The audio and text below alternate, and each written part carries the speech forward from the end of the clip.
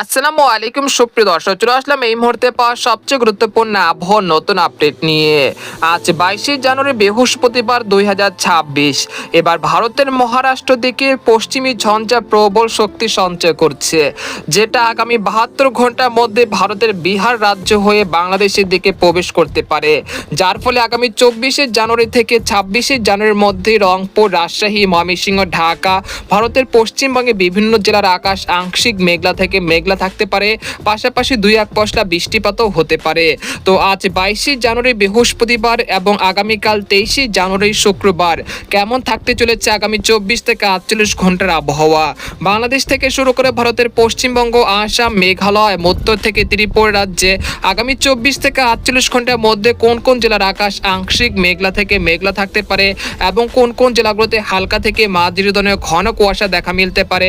তো এই বিষয়ে আরো বিস্তারিত জানতে হলে ভিডিওটি সম্পূর্ণ দেখতে থাকুন। আর আপনি কোন জেলা থেকে খবরটি দেখছেন অবশ্যই কমেন্ট করে জানিয়ে দিবেন। আর সবার আগে সর্বপ্রথম সঠিক আবহাওয়ার খবর জানতে আমাদের চ্যানেলটিকে সাবস্ক্রাইব করে রাখুন। এবার জেনে নেওয়া যাক এক নজরে। বন্ধুদের পর্যায়ে আমরা সরাসরি উপগ্রহ চিত্রে চলে আসলাম। তো এখান থেকে আপনারা দেখতে পাচ্ছেন যে এই মুহূর্তে সারা বাংলাদেশ এবং পশ্চিমবঙ্গের আকাশ কিন্তু একেবারে পরিষ্কার রয়েছে। সকাল থেকে সন্ধ্যা পর্যন্ত দেশের 8 বিভাগের 64 জেলাতে রোদের উপস্থিতি ছিল। একই সঙ্গে কোথাও মেঘলা আকাশ এবং ঘন কুয়াশার তীব্রতা তেমন দেখা যাচ্ছিল না। তবে আগামী দিনগুলোতেও কিন্তু সেরকম তীব্র ঘন কুয়াশার আশঙ্কা অনেকটা কম রয়েছে এবং বর্তমানে যে শীতের তীব্রতা রয়েছে সেটা কিন্তু অনেকটা কম রয়েছে। অর্থাৎ বলা যাচ্ছে যে এই মুহূর্তে শীতের কিন্তু বিদায় ঘন্টা চলে আসছে।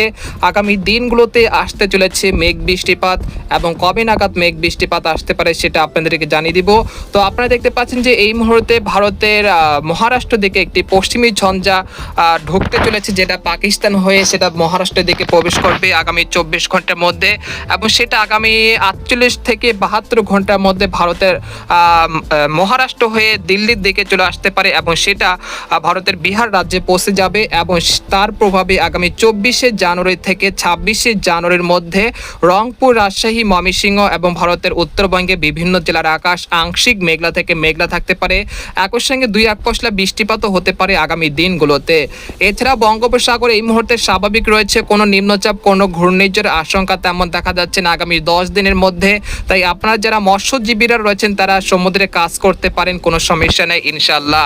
এই পর্যায়ে আপনাদেরকে জানিয়ে দেবো যে আগামীকাল কিরকম আবহাওয়া থাকবে, সেই জন্য আমরা ইউরোপিয়ান যে মেঘমালার আপডেটে রয়েছে সেখান থেকে 22শে জানুয়ারি বৃহস্পতিবার ভোর সকাল 6টার দিকে চলে আসলাম। আসার পর দেখতে পাচ্ছি সকালের দিকে রংপুর, ময়মনসিংহ, রাজশাহী, ঢাকা, খুলনা, বরিশাল, চট্টগ্রাম, ভারতের পশ্চিমবঙ্গে বিভিন্ন জেলার আকাশ অনেকটা পরিষ্কার রয়েছে, সেরকম মেঘলা আকাশ এবং ঘন কুয়াশা সেরকম দেখা মিলছে না। তবে সিলেট বিভাগে দুই এক স্থানের আকাশ কিছুটা ঘন কুয়াশা ঢাকা থাকতে পারে, তবে তা বেলা বাড়ার সাথে সাথে কেটে যেতে পারে।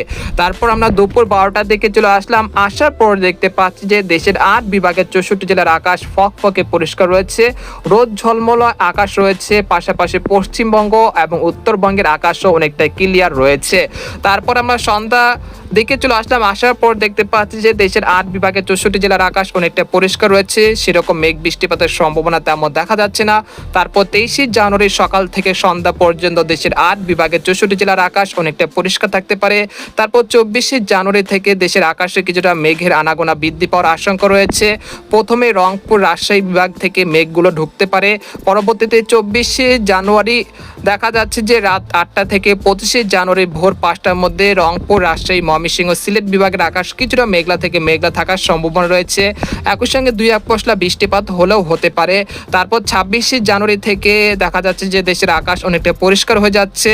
তারপর 27শে জানুয়ারি থেকে সন্ধ্যা পর্যন্ত দেশের 8 বিভাগের 64 জেলার আকাশ অনেকটা পরিষ্কার থাকার সম্ভাবনা রয়েছে। তারপর 28শে জানুয়ারির পর থেকে আবারও একটি পশ্চিমী ঝঞ্ঝা আসতে চলেছে, যার ফলে আগামী 29শে জানুয়ারি থেকে 31শে জানুয়ারির মধ্যে দেশের বিভিন্ন অঞ্চলে মেঘ বৃষ্টিপাতের সম্ভাবনা তৈরি হতে পারে। তো আপনারা দেখতে পাচ্ছেন যে 29শে জানুয়ারি বৃহস্পতিবার থেকে 31শে জানুয়ারির মধ্যে রংপুর, রাজশাহী, ময়মনসিংহ, সিলেট, ঢাকা, খুলনা, বরিশাল, চট্টগ্রাম বিভাগের বিভিন্ন জেলার আকাশ আংশিক মেঘলা থেকে মেঘলা থাকার সম্ভাবনা রয়েছে, পাশাপাশি দুই এক পশলা বৃষ্টিপাতও হলেও হতে পারে। তো এই ছিল আজকের আবহাওয়ার খবর। এই মুহূর্তে আপনাদেরকে আরেকটি মডেলের পূর্বাভাস দেখানোর চেষ্টা করছি। আমরা সরাসরি তাপমাত্রা মডেলের পূর্বাভাসে চলে আসলাম। তো বর্তমানে দেখা যাচ্ছে রাজশাহী, ঢাকা, খুলনা, বরিশাল, চট্টগ্রাম বিভাগের বিভিন্ন অঞ্চল থেকে শীতের কিন্তু বিদায়ের ঘন্টা কিন্তু চলে আসতে চলেছে। এরপর আমরা দেখতে পাচ্ছি যে 22শে জানুয়ারি থেকে আবারও কিছুটা তাপমাত্রা কিছুটা কমে যেতে পারে, তারপর 23শে জানুয়ারি থেকে আবারও তাপমাত্রা বৃদ্ধি পেতে পারে, তারপর 24 থেকে 25শে জানুয়ারি তাপমাত্রা আবারও কিছুটা বৃদ্ধি পাওয়ার আশঙ্কা রয়েছে, তারপর 26 থেকে 27শে জানুয়ারির মধ্যে শীতের তীব্রতা কিছুটা বৃদ্ধি পাওয়ার আশঙ্কা রয়েছে। তো আপনারা দেখতে পাচ্ছেন যে 26শে জানুয়ারি রাজশাহী, ঢাকা, ময়মনসিংহ, রংপুর বিভাগে দুই এক স্থানে রাতের তাপমাত্রা কিছুটা কমে যাওয়ার আশঙ্কা রয়েছে। এতে করে রাত্রিকালীন যে শীতের তীব্রতা সেটা বৃদ্ধি পেতে পারে আগামী 26শে জানুয়ারি থেকে 27শে জানুয়ারির মধ্যে। এরপর যে আপনাদেরকে তাপমাত্রা মডেলের পূর্বাভাসটি দেখানোর চেষ্টা করছি। এই মুহূর্তে দেশের কোথাও শৈত্য প্রবাহ নেই। আপনারা দেখতে পাচ্ছেন যে 22শে জানুয়ারি বৃহস্পতিবার ভোর 5টার দিকে চলে আসলাম। আসার পর দেখতে পাচ্ছি যে এখানে দেশের সর্বনিম্ন তাপমাত্রা রেকর্ড কিন্তু হতে পারে পঞ্চগড়, দিনাজপুর, ঠাকুরগাঁও, কুড়িগ্রাম এই অঞ্চলগুলোতে প্রায় 12 থেকে 9 ডিগ্রি সেলসিয়াসের কাছাকাছি সর্বনিম্ন তাপমাত্রা রেকর্ড কিন্তু হতে পারে 22শে জানুয়ারি। তাছাড়া রাজশাহী, তারপর হচ্ছে বগুড়া, সিংড়া, সিরাজগঞ্জ, পাবনা, নাটোর এই অঞ্চলগুলোতে প্রায় 12 ডিগ্রি সেলসিয়াসের কাছাকাছি সর্বনিম্ন তাপমাত্রা থাকতে পারে।